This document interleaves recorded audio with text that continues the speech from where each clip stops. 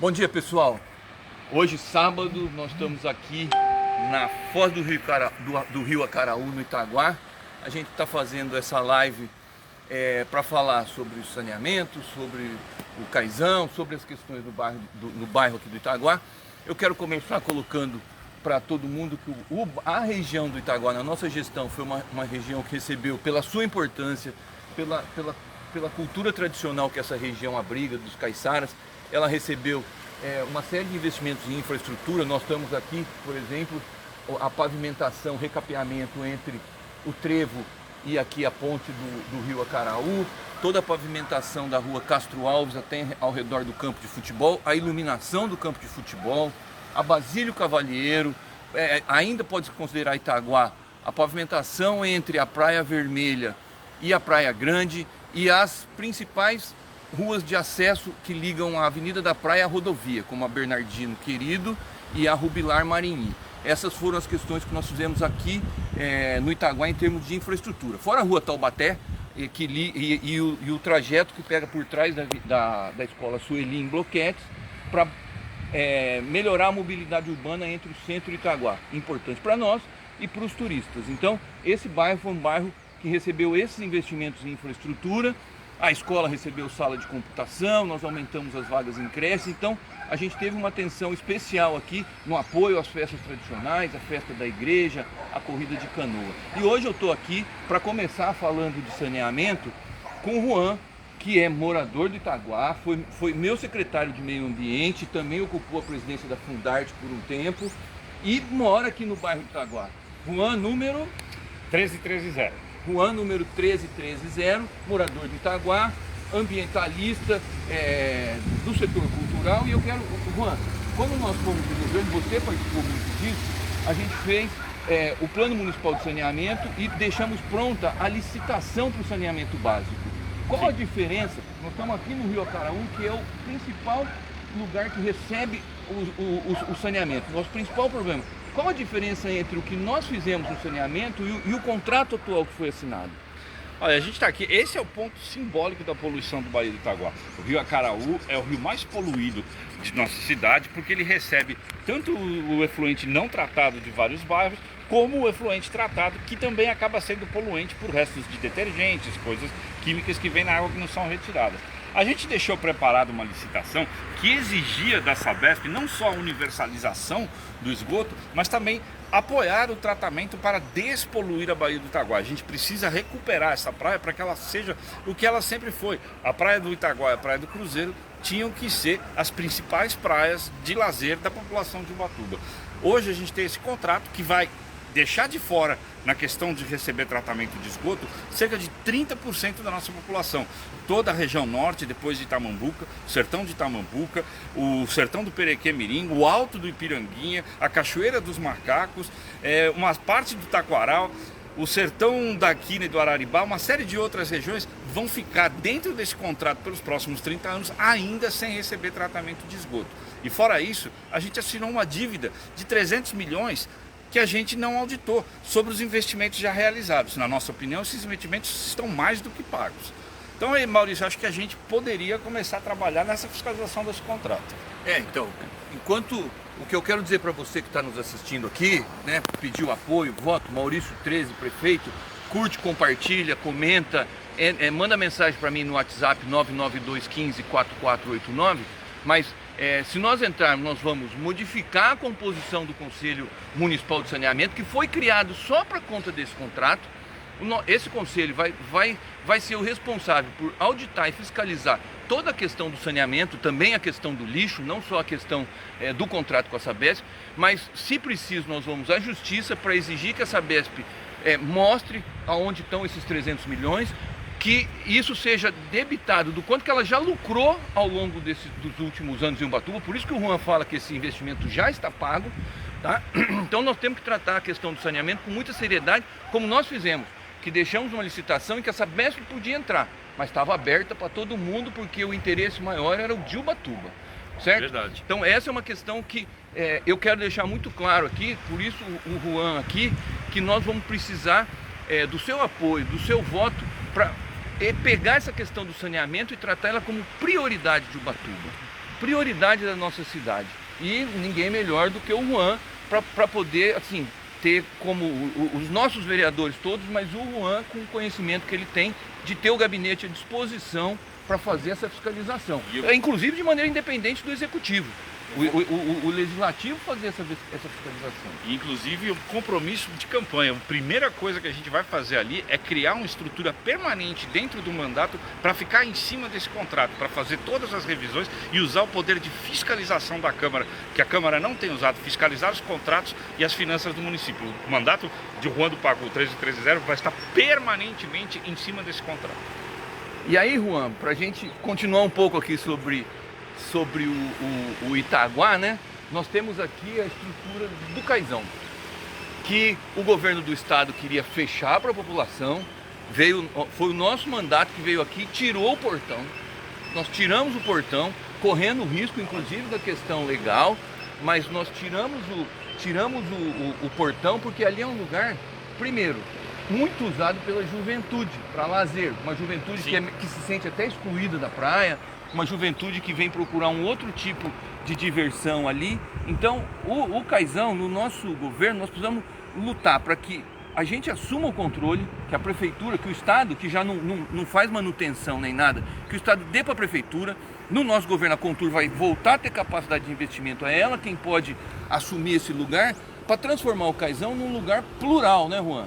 Um lugar em que a gente tenha um espaço, uma estrutura melhor para a juventude continuar se divertindo, mas ali pode agregar a questão cultural, tem toda uma questão de ser uma alternativa para os pescadores, para a pesca. Então, aquele lugar que está abandonado, que o governo do estado abandona, nós vamos tentar trazer ele para o município, com recursos da Contur, a gente revitalizar e readequar essa questão. E eu queria que você comentasse um pouco disso. Eu acho isso, que o Caizão é esse ponto, é um dos pontos principais de lazer da população de Ubatuba. Toda a nossa aula, o pessoal, não só do Itaguá, mas de todos os bairros. Aqui é o lugar onde as pessoas vêm fazer caminhada. E ali ele já tem uma estrutura pré-pronta para atividades culturais. Um pequeno palco naquela área, onde você não precisa ficar fazendo shows para grandes volumes. Mas se você fizer um show cada fim de semana para 400, 500 pessoas, aquele espaço é maravilhoso para isso. Você dar uma saída para a produção cultural do município. Peças de teatro, espetáculos de dança, tudo isso pode ser feito naquele Caizão. É um lugar maravilhoso e eu quero lutar muito por isso. E aí, para a gente ir caminhando aí para as nossas lives que são mais curtas, Juan, vamos comentar um pouco sobre a questão que está acontecendo aqui, nas ressacas, que estão cada vez mais frequentes, o quanto que essa orla do centro de Itaguá está sofrendo, né? Nós estávamos ali, antes de vir para cá, em frente ali um quiosque que teve tudo solapado. É o quiosque Caixa Prego. E como é que você pensa, cara, do que a gente teria que fazer não é que vai acabar com essas questões todas aqui, mas como é que a gente deveria fazer para mitigar isso, para poder continuar com todas as atividades, mas mitigando esses efeitos que a tendência é que sejam cada vez mais fortes, né? Sim, isso é um caso claro de como coisas que acontecem que a gente não tem controle, que são as mudanças globais, as mudanças climáticas do mundo inteiro, tem um impacto, e principalmente para a gente que vive na orla. O nível do mar está subindo, por isso que essas ressacas estão cada dia mais fortes. Do ano passado, que derrubou o calçadão, já aconteceram mais duas, o calçadão da orla daqui, já aconteceram mais 2 ou 3. O que a prefeitura tem feito é jogar mais areia. Essas ressacas continuam vindo, já tivemos mais 3, carrega a areia embora e volta a ter um buraco. Então a gente não vamos conseguir controlar isso. A mudança climática global é um fato que a gente vai ter que lidar para o resto da vida, para gerações aí à frente. Mas a gente pode mitigar. Uma das coisas que pode ajudar com isso é usar o jundu extensivamente nas praias. As pessoas falam, essa é a função dele, ele segura a areia, ele impede que a areia vá embora, ele controla a erosão. E com isso, o que a prefeitura fez aqui em vez disso? No primeiro mês de mandato, arrancaram o jundu da Praia da Baleia. Arrancaram. Nós mantivemos por a gente 4 mantinha anos. Por 4 anos, ia, podava, tinha problema ali, tinha que ir, podava, vinha a polícia ambiental e mandava técnico para ajudar. Primeiro mês de mandato, arrancam um jundu.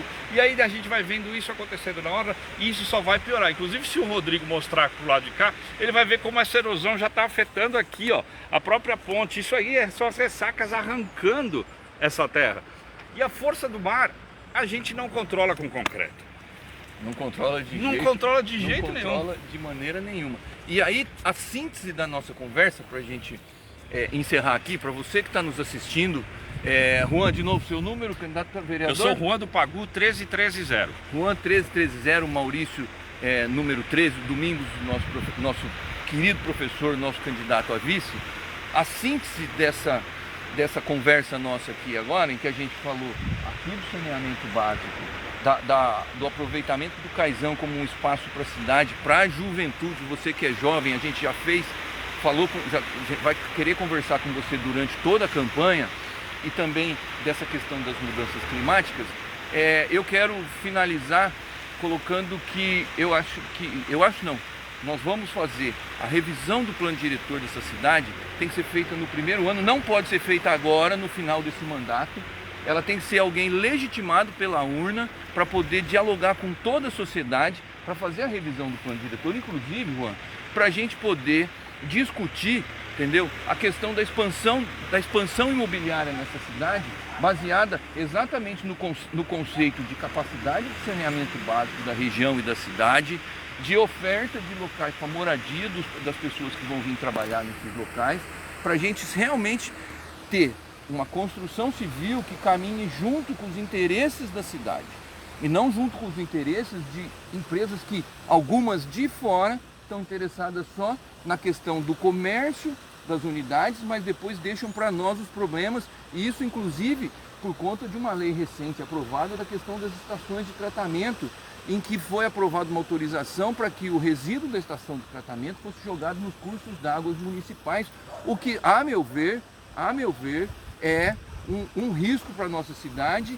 e tem problema nessa lei. O que você acha, Juan? Eu acho que sim, Maurício. Eu acho que a gente tem que ir avançando nesse sentido. Eu acho que o desenvolvimento imobiliário dessa cidade não pode ser, junto com o turismo predatório, a forma da gente trabalhar. Acho que a gente tem que criar alternativas econômicas. E passou da hora da gente controlar a especulação imobiliária. Aqui onde a gente está falando, ali do lado do campo, já vai subir um outro prédio na beira da praia.